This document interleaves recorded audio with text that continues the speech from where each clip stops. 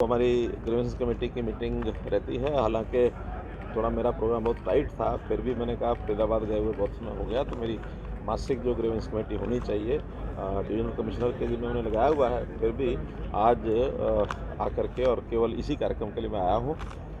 कुल 14 ग्रीवेंसेज आज की मीटिंग में थी, जिसमें से 2 ग्रीवेंसेज तो कुछ विषय अभी डिसाइड नहीं हो पाए, उसको अगली मीटिंग के लिए डेफर किया है, पोस्टपोन किया उसको, और बाकी 12 में जो निर्णय हमने दे दिए उसके अंदर एक जगह तो नवादा माजरी जो सेक्टर 49 वहाँ पर एसटीपी जो है वो पास किया है, एसटीपी लगाया जाएगा ताकि वहाँ की जो समस्या है उसका परमानेंट हल वो निकाला जा सके।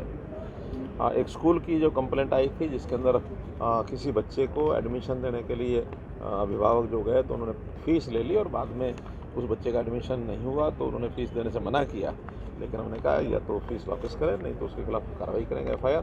कोई बच्चे का एडमिशन या तो करने के बाद कोई बाहर निकालता तो फीस रख सकते हैं, लेकिन अगर एडमिशन हुआ ही नहीं है, वो वेटिंग लिस्ट में है, तो उसकी फ़ीस रखने का उनका अधिकार नहीं है, इसलिए वापस करने के लिए निर्देश दिए हैं। कुछ लोग ऐसे हैं जो सीएम विंडो में हैबिचुअल होकर के और बहुत संख्या में और सीएम विंडो लगाते हैं। मुझे लगता है कि वो सीएम विंडो का एक दुरुपयोग करने के लिए और बल्क में लगाते हैं ताकि अधिकारी जो है वो परेशान रहें। ऐसा एक ग्रुप ध्यान में आया है।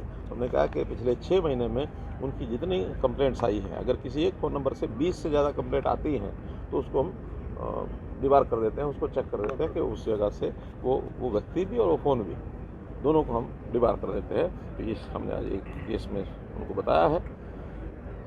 इसी प्रकार एक पड़ोसी के मकान के कारण से दूसरे पड़ोसी के मकान में नुकसान हुआ, रेड आई, तो 15,35,000 रुपये कमेटी ने जो उसका अनुमान बताया कि इतना पैसा उसका रिपेयर में खर्च आएगा, और वो भी उसको आदेश दिया कि 15,35,000 रुपया तो वो जमा कराए, नहीं तो उनको मकान को जो है वो वैसे तो रिज्यूम कर लिया गया है लेकिन उस पर कार्रवाई बाद में करेंगे। आज पटवारियों को, और कितने पटवारी थे? 36 पटवारी, 36 पटवारी, 6 कानून को इनको टैबलेट वितरण किया गया है ताकि गिरदावरी आदि जो है अभी तक वो जो मैनुअल करते थे अब टैबलेट में ही करेंगे ताकि सीधा ऑनलाइन गिरदावरी जो है ये करना उनके लिए आसान हो जाए।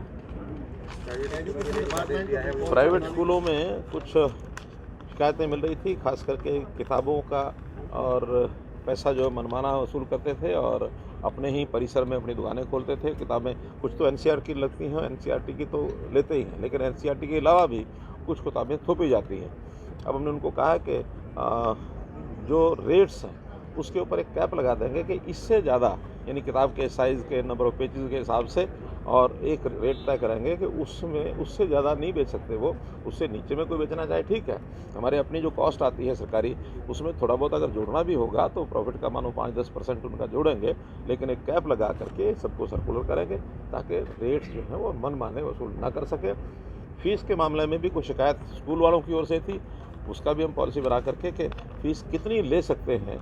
जो फार्म नंबर 6 में भर के देते हैं वो कम से कम बच्चे का जो वो स्ट्रीम, यानी पहली से 5वीं या छठी से 8वीं, अलग अलग स्ट्रीम के लिए एक ही समय जो फीस भर के देंगे उस बच्चे की उस समय तक तो वही लेनी है। नई स्ट्रीम में जाने के बाद बढ़ा सकते हैं, बच्चे को पढ़ाना होगा तो नई उसकी घोषित जो फीस है उसके हिसाब से एडमिशन कराएंगे। साइबर क्राइम के नाते से गुनाहना एक इलाका ऐसा है, जैसे देश में एक स्थान है जामताड़ा। जामताड़ा इस काम में बड़ा प्रसिद्ध हो गया कि वहाँ साइबर क्राइम बहुत बढ़ता है। हमको नहीं पता था कि ये धीरे धीरे ऐसे इलाके में जहाँ कोई बहुत लोग पढ़े लिखे भी नहीं हैं, फिर भी पुनाहड़ा में एक जामताड़ा की तरह का एक शिकायतें जब से मिलनी शुरू हुई, हमने आदेश दिया कि इसका छापा लगाया जाए। 5,000 पुलिस के लोगों ने, यानी एक साथ प्रदेश में ऐसे छापे लगाए हैं जहाँ जहाँ हो सकता है। बहुत सी इलीगल चीज़ें वहाँ से मिली हैं, कुछ डॉक्यूमेंट्स मिले हैं, कुछ पैन कार्ड मिले हैं, कुछ ये जो मोबाइल मिले हैं, और ये जो कार्ड होते हैं जो सिम कार्ड, एटीएम कार्ड, तो इस प्रकार की चीज़ें जिसमें से फ्रॉड करते थे। तो ऐसे मुझे लगता है कि उस सारे में से कई जो ऐसे फ्रॉड हैं वो उनके किस्से जो खुलेंगे और एक उस इलाके पर पूरी ध्यान रखी जाएगी। लोग हमने गिरफ्तार भी किए हैं, तो एक ऑपरेशन ऐसा जो चलाया है, और समय समय पर पुलिस को हम जब भी कोई ऐसी समस्या ध्यान में आती है तो एक एक समस्या को लेकर के उनको कहते हैं कि इसका छानबीन करें, उसके ऊपर छापे लगाएं।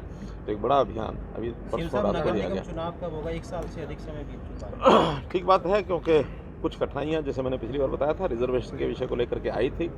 अब लास्ट जो बैकवर्ड क्लास कमीशन हमारा बना है उन्होंने अपनी रिपोर्ट दे दी है और उस हिसाब से अब उसकी रिजर्वेशन आदि वार्डों की वो होनी है और मुझे लगता है इस महीने के अंदर कभी भी इसके अनाउंसमेंट हो सकता है। जंतर मंतर पर आज उन्होंने गिरफ्तारी की मांग की है। जंतर मंतर पर जो खिलाड़ी बैठे हैं, आज प्रियंका गांधी भी पहुंची, दीपेंद्र हुड्डा, गिरफ्तारी की मांग की है और हटाने की पद से। देखिए, क्योंकि ये सारा विषय दिल्ली केंद्रित है, केंद्र सरकार के लोग उसको ध्यान रखे हुए हैं, हमारा स्पोर्ट्स डिपार्टमेंट है वो भी सब उस पर ध्यान है, सुप्रीम कोर्ट में भी केस गया है, इसलिए अल्टीमेटली मुझे लगता है कोई सोल्यूशन इसका ठीक निकलेगा।